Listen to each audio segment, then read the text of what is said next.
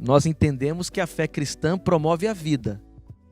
Não é? Se promove a vida, então há um valor inviolável da vida que o próprio texto bíblico revela. Então, eu ouso dizer que o conceito de direitos humanos passa por uma perspectiva teológica do valor fundamental da vida e da sacralidade da vida.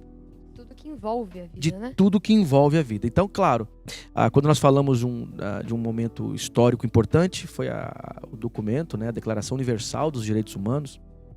Essa declaração ela é resultado de outros tratados e de outras discussões anteriores, mas ela marca mesmo assim, é simbólica, porque é um avanço sobre o termo, sobre o tema, e a partir dela outros documentos são produzidos e que fundamentalmente quer dizer que o ser humano tem direito à vida e essa vida tem que ser preservada. É um conjunto de perspectivas, interpretações sobre a vida, valores que giram em torno da vida humana, né?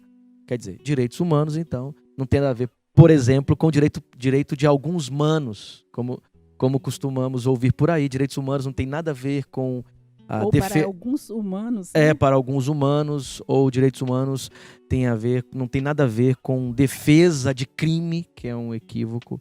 Quer dizer, direitos humanos representam um conjunto civilizatório de preservação da vida humana, de promoção da vida humana. Ou seja, todos os seres humanos são essencialmente cercados de direitos e esses direitos precisam ser preservados. Esse talvez seja o conceito mais básico do que nós chamamos de... Porque justiça na Bíblia hebraica, por exemplo, tem relação com o funcionamento ordenado, justo, amável, igualitário, com equidade entre as pessoas.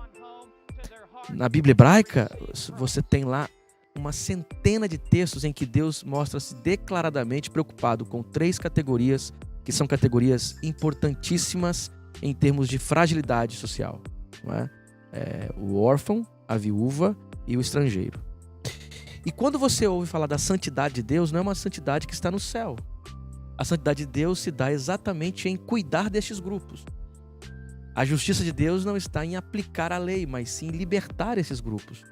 Cristo, quando fala de reino de Deus, a mesma coisa. Então, o céu se torna para nós uma espécie de modelo.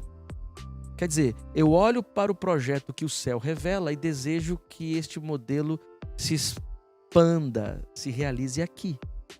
E aqui, no funcionamento injusto das coisas, revela-se o que é o mal, o pecado contra o qual devemos nos colocar. Então, não é possível pensar igreja, não é possível pensar fé judaico-cristã sem uma preocupação séria com a maneira como o mundo funciona. Porque a maneira como o mundo funciona revela exatamente o contrário da vontade deste Deus que fala do seu reino. Então, usar a expressão justiça social, ou ação social, ou preocupação social, quer dizer, isso tudo tem a ver com levar em consideração o próprio projeto do Evangelho.